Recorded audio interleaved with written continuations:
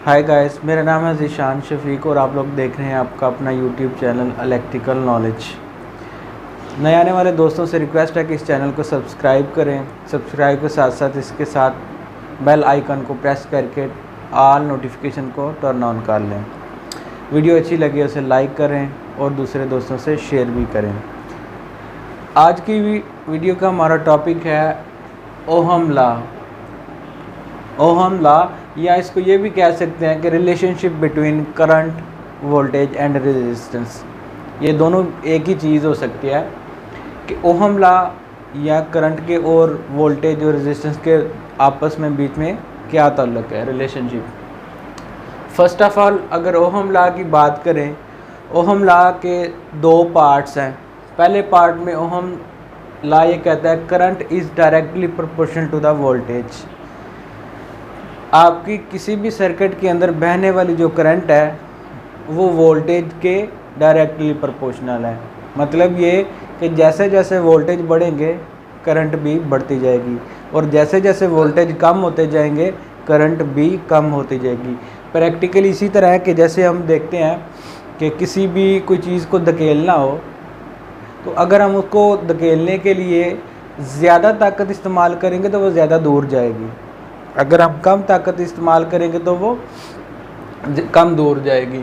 इसी तरह current flow of charge को कहते हैं और वोल्टेज एक उस चार्ज को पुश करने के लिए एक ताकत होती है।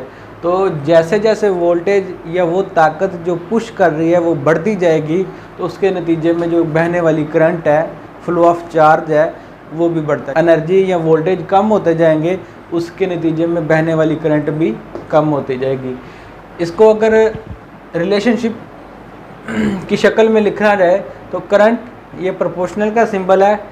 करंट को सिंबल के ज़रिए आई से ज़ाहिर करते हैं। आप जानते हैं वोल्टेज को वी से ज़ाहिर करते हैं। I is directly proportional to the voltage. इसका मतलब ये है कि जो रेड डॉट है, रेड पहली स्टेट है, पहली पोजीशन है।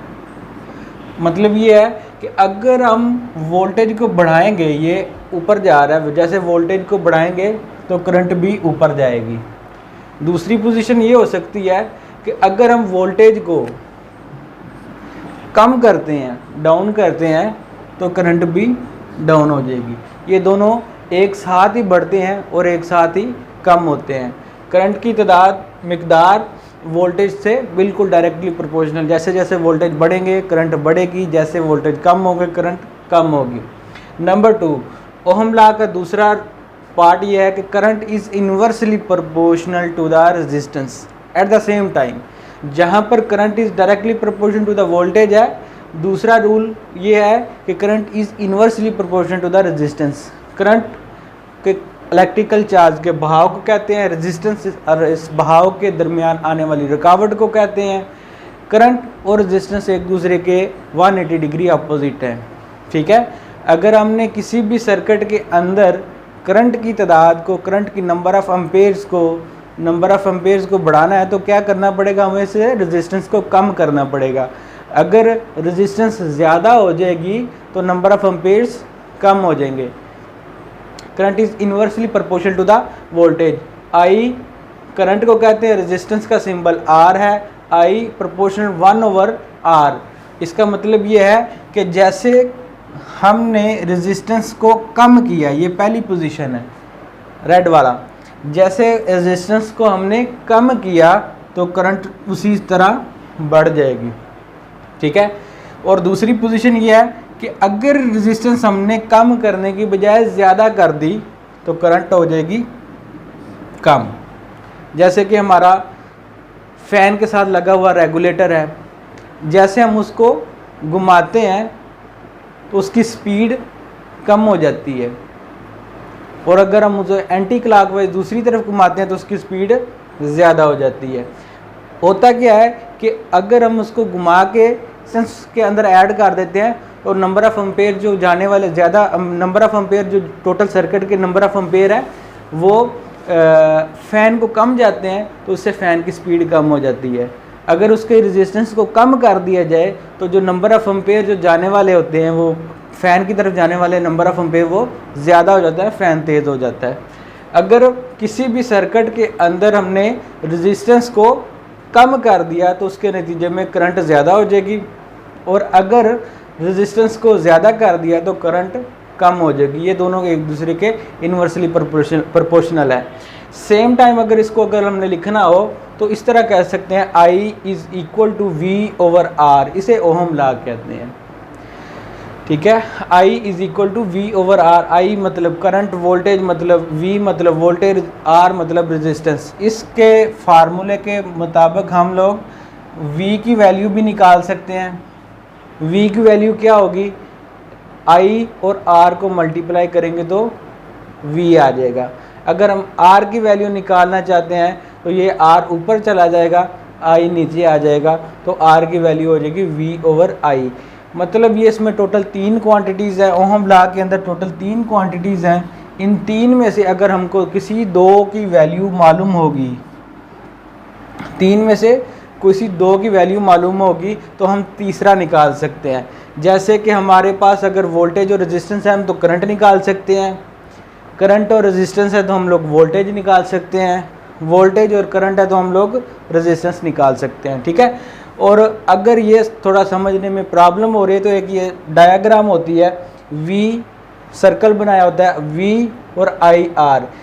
इसमें अगर आपको किसी भी चीज़ की वैल्यू मालूम करनी है उसको थोड़ा सा छुपा लें, V के ऊपर हाथ रखें तो क्या बनता है IR। इस तरह V is equal to IR। ठीक है, अगर हमें I की वैल्यू मालूम करनी है तो I के ऊपर हाथ रखें तो I की क्या बराबर हो जाएगी, I is equal to V/R। जैसे इस तरह I is equal to V/R है। ठीक है, अगर हमें R की वैल्यू मालूम करनी है R के ऊपर हाथ रखें तो R is equal to V/I। इस तरीके से बहुत आसानी से ये ओहम लॉ को देखा जा सकता है और समझा जा सकता है। ठीक है, ये था ओहम लॉ। और ओहम लॉ एक दफ़ा फाइनली रिपीट करता हूँ, current is directly proportional to the voltage, at the same time current is inversely proportional to the resistance, I is equal to V/R। इसे कहते हैं ओहम लॉ। ओहम लॉ के बारे में कुछ बातें और भी प्रैक्टिकली बतानी है। Ohm law is not a universal. Voltage को बढ़ाने से करंट बढ़ती है और रेजिस्टेंस को कम करने से करंट बढ़ती है। तो ओहम लॉ कहाँ कहाँ यूज़ हो सकता है और कहाँ किसी किसी जगह पर यूज़ होता है और किसी किसी जगह पर ये ओहम लॉ नहीं यूज़ हो सकता। कहाँ पर यूज़ हो सकता है वो ये चीज़ है कि ये आमतौर पर डीसी सर्किट्स के अंदर यूज़ होता है। ओहम लॉ आमतौर पर डीसी सर्किट्स के अंदर यूज़ होता है। और दूसरी चीज़ ये मेटल्स के अंदर यूज़ होता है। और तीसरी चीज़ ये किसी न किसी इंस्ट्रूमेंट के अंदर ये ओहम लॉ फॉलो करके कोई ना कोई हम इसकी वैल्यू निकालते हैं। और ये लॉ यूनिवर्सल नहीं है, हर जगह पर इसको इस्तेमाल नहीं किया जा सकता। ये सिर्फ़ और सिर्फ मेटल्स पर, डीसी सर्किट्स पर और सम कुछ इंस्ट्रूमेंट्स हैं मैगर वगैरह, उसके ऊपर ये ओहम लॉ इस्तेमाल किया जाता है। ओहम लॉ हर जगह पर इस्तेमाल नहीं किया जा सकता, इसकी कुछ लिमिटेशंस हैं। ठीक है, इंस्ट्रूमेंटेशन के अंदर ये लोग मैगर के अंदर हम लोग इसे यूज़ करते हैं। मैगर एक ऐसा एक इंस्ट्रूमेंट होता है जिससे हम लोग किसी भी केबल का, किसी भी वायर का इंसुलेशन रेजिस्टेंस चेक करते हैं। ठीक है, जैसे ये दो केबल्स होंगी, दोनों केबल्स के दोनों सिरों पर, चाहे वो लोड साइड है, इसे लोड साइड कह दें, लोड साइड है, ये सोर्स साइड है। ठीक है, ये सोर्स साइड है, लोड साइड है। दोनों साइड से केबल को आज़ाद करके दोनों कंडक्टर्स को फ्री कर दिया जाता है। फ्री करने के बाद किसी एक साइड पर, चाहे लोड साइड हो या कोई भी दूसरी साइड हो, सोर्स साइड हो, इस साइड पर एक इंस्ट्रूमेंट लगा दिया जाता है मैगर। मैगर में होता क्या है, मैगर का असूल सिर्फ ये ओहम लॉ को प्रैक्टिकल इम्प्लीमेंटेशन करने का बात बता रहा हूँ कि क्या करते हैं, ये दोनों सिरों के ऊपर जो है ना, सपोज कि 1000 वोल्टेज जो है ना, ये दोनों सिरों के ऊपर दे दिए जाते हैं। तो वो क्या करता है, 1 मिनट या 2 मिनट या 5 मिनट का टाइमर सेट कर दिया जाता है। तो उससे होता क्या है, ये इसकी इंसुलेशन रेजिस्टेंस चेक कर देता है, कहीं से ये केबल की इंसुलेशन डैमेज तो नहीं है।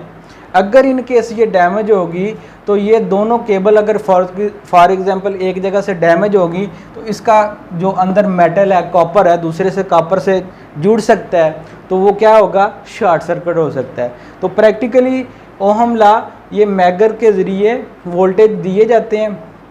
इसको वोल्टेज देने से क्या होता है, इसके अंदर हल्के से एम्पेयर गुजरते हैं, हल्के से एम्पेयर गुजरते हैं, और जितनी नंबर ऑफ़ एम्पेयर्स होंगे उसको वापस जो है ना वो उसका मैगर के अंदर जो है ना वो सर्किट्स लगा होता है, उसे जज करता है कि इतने हज़ार वोल्टेज देने से कितने एम्पेयर गुजरे हैं। तो ये फार्मूला यूज़ करके उसमें रेजिस्टेंस ऊपर से मीटर के ऊपर जो है ना इस तरह स्केल होता है, उसमें स्केल के ऊपर रेजिस्टेंस शो हो जाती है।